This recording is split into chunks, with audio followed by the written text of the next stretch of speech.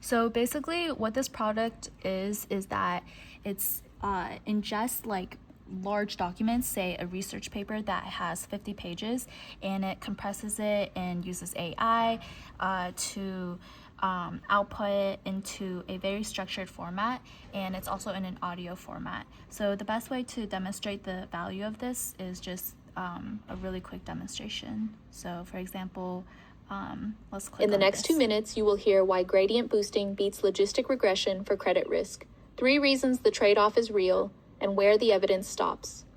Problem. Consumer lenders have debated whether machine learning models deliver enough predictive accuracy. Yeah. So most contexts are structured like that. There's a preview and then it describes it, and that really helps.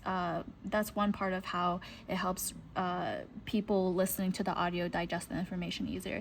And the more customizable part is like towards the end, where people can have takeaways that are personalized Over to logistic them. regression after paying the interpretability cost required by adverse action regulations. The single institution sample limits external validity. For the SHAP implementation details, the methodology section has the full specification. In the next 2 minutes, Yeah. So this is where you can upload your 50-page documents or even larger. And then so this is kind of the library is where you upload it for your personal use. And then over here on this section is where you can start prompting and ask, okay, could I get more details on the research design? Because what if I want to learn more about that? I don't understand. How about you create an audio that specifies with from the PDF? How about you output an audio that talks more about that? you asked about the research design used in this paper. The authors use a difference in differences design, a method that compares. And so it talks about that. And so with the courses, this is hopefully more integrated with Canvas, but that's for a much longer time. So this is the same concept, right?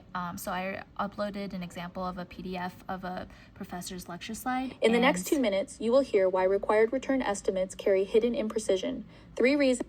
That's also my voice. So that is an output of the PDF of my professor's lectures.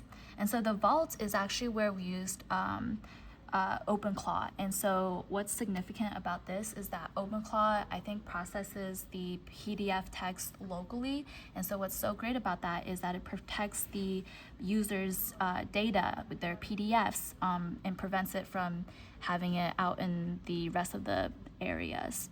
And so it's the same concept. You can have it prompt like, okay, so for example, if I was a professor or if I was a researcher, I actually want feedback on this now, more specialized feedback. It's the same concept if you did it on ChatGPT. However, ChatGPT, you would have to like turn off the data privacy. But this is on OpenClaw, so it's like more locally. I won't go over that, but yeah, same concept with everything else.